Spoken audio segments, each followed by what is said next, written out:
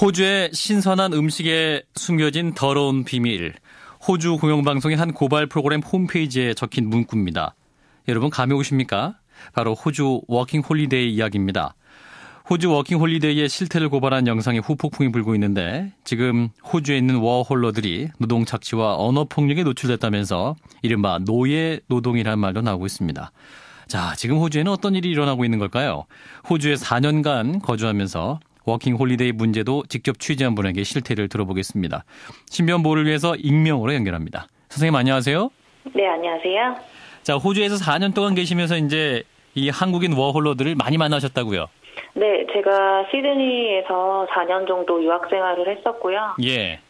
저널리즘을 전공하면서 교민 신문사에서도 기자 활동을 하고, 그리고 현지에서 또 여러 명의 워홀러들이랑 루메이트 생활을 해서 여러 가지 실상을 좀 많이 듣게 되었어요. 예, 뭐 밤까지 함께 쓰셨으니까 그분들이 어떻게 일했고 또 어떤 삶을 살고 있는지 정확히 아시겠네요. 자, 보니까 이제 지난 2년 동안 통계를 보니까요. 워킹 홀리데이 비자로 호주로 일하러 간 한국 사람이 2만 1,000명이에요. 1년에 10,000명꼴인데 이렇게 많은 분들이 보통 어디에서 어떤 일을 하시는 거예요? 그분들이 직장을 구하는 거에 있어서 제일 큰 기준이 되는 거는 영어 수준인데요. 예.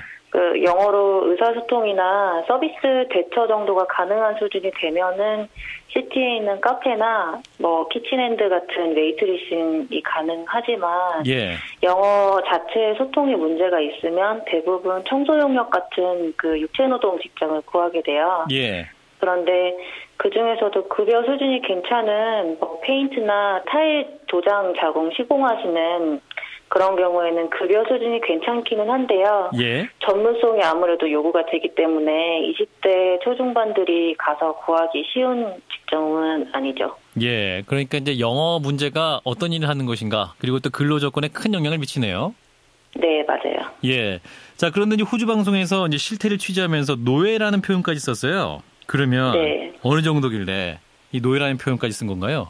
쉽게 말해서 한국에서 근로하시는 외국인 노동자 수준 근무 환경을 생각하면 될 것 같은데요. 예. 육체 노동이 주가 되는 패킹, 포장 작업이라든지 공장이나 농장 같은 데서 일하는 경우에는 좀 과도하게 착취가 이루어지는 경우가 있어요. 예. 네, 특히 언어 능력에 좀 아까 말씀드렸듯이 한계가 있는 경우에 그런 불합리에 좀 쉽게 노출되는 경향이 있는데 한국인이 착취하는 구조가 외국에서 고립되어 있는 워홀러들을 상대로 그런 경향이 극대화된다고 저는 느꼈거든요. 예. 네, 제 친구의 경우에도 매일 새벽에 어떤 고등학교 교정에서 쓰레기 수거하고 분리하고 운동장에 낙엽 치우는 그런 작업을 했었는데 1시간에 시급을 8불씩 받았어요. 아하, 예. 근데 원래는 이게 시급이 15불에서 15불 정도로 13불에서 15불 정도로 책정이 되어 있는데 중간 단계에서 봉고차로 용역들 실어나르는 사람이나 중간에서 직업 연계시켜준 사람이나 슈퍼바이저 하시는 분들이 중간중간 수수료를 다 떼서 시급이 착취되는 구조였었거든요. 아하, 그래요. 네. 그리고 시급이 괜찮은 공장 같은 경우에도 육체노동 강도가 일단 굉장히 심하고 화장실 가는 시간이나 물 마시는 시간도 정해져 있어서 여러 가지 강압적인 또 슈퍼바이저들한테 언어폭력 당한 경우도 많이 들었었고요. 그리고 또 여러 국적 사람들이 하도 이제 하고 싶어하는 일들이 많기 때문에 거기 사업장 입장에서는 언제든지 대체 가능한 인력으로 보기 때문에 실제로 좀 강압적으로 대하는 부분들이 있다고 들었어요. 예, 언어 폭력도 말씀하시는데 구체적으로 뭐라고 이렇게 말하면서 그렇게 워홀러들을 괴롭혔습니까? 예를 들어 저랑 같이 살았던 룸메이트였던 친구는 공장에서 카페나 마트 같은 거 유통되는 쿠키랑 머핀 포장하는 일을 했었는데요. 이게 기계가 끊임없이 돌아가서 포장을 정말 쉴 새 없이 해야 되는데 종이에 베어서 손에 피가 나고 있는데도 반창고를 못 붙이게 하고 빵이 계속 밀리니까. 그래요. 그리고 계속 욕설을 하시면서 이제 한국인 슈퍼바이저가 욕설을 하시면서 빨리빨리 일하라고. 아니, 잠깐만요. 그런 케이스가 굉장히 많았어요. 그러면 거기서 이제 언어폭력 당한 대상이 호주 사람이 아니고 한국인 슈퍼바이저가 그렇게 피가 나면서 일을 하고 있는데도 빨리빨리 일하지 않고 뭐하냐? 이렇게 다그친 겁니까? 네, 맞아요. 아니, 그럼 오히려 한국 사람들도 한국 사람을 학대한 그런 구조네요? 네, 그런 경우가 굉장히 많았어요. 한국 사람들이 한국 사람들을 착취하는 구조가 되게 극대화된 케이스라고 저는 생각했거든요. 아하. 그러면은 이제 호주 워킹 홀리데이 비자로 일을 하러 가는 청년들이 많으니까 또 거기서 현지에서 그 청년들을 유치해가지고 중간에서 이제 슈퍼바이저처럼 혹은 중간에서 돈을 가로채군다거나 또 그 임금을 본인들이 가져가는 그런 구조네요, 그러면? 네, 맞습니다. 예, 그러면 그 중간 슈퍼바이저가 대부분 한국 사람이에요? 네, 그런 경우가 많아요. 근데 이게 언어 문제가 클수록 착취가 일어날 수밖에 없는 게 언어가 일단 안 되면 구할 수 있는 직장에 한계가 있고 그렇죠. 시티에서 실제로 그 현지인들을 대상으로 하는 웨이트리싱 같은 경우도 커뮤니케이션이 일정 가능해야 구할 수 있는 직업이기 때문에 그 수준이 안 되는 학생들 같은 경우에는 그 한국 사람들이 가는 호주 관련 그 커뮤니티 웹사이트가 있어요. 거기를 통해서 주로 한국인 슈퍼바이저들 밑으로 들어가게 되는데 그렇게 해서 구할 수 있는 잡들이 보통 청소, 공장 그런 용역들, 육체노동이 주가 되니까 그런 식으로 이루어지는 경우가 많았어요. 참 이 양말이 호주 땅에서 이제 외국 사람한테 이렇게 폭언당해도 힘든데 같은 한국 사람이 그러니까 더 힘들었겠네요. 네, 그렇죠. 아, 참. 또 그동안 또 많은 취재 사례가 있으실 텐데 그중에서도 제일 충격적인 피해 사례는 뭐가 있었습니까?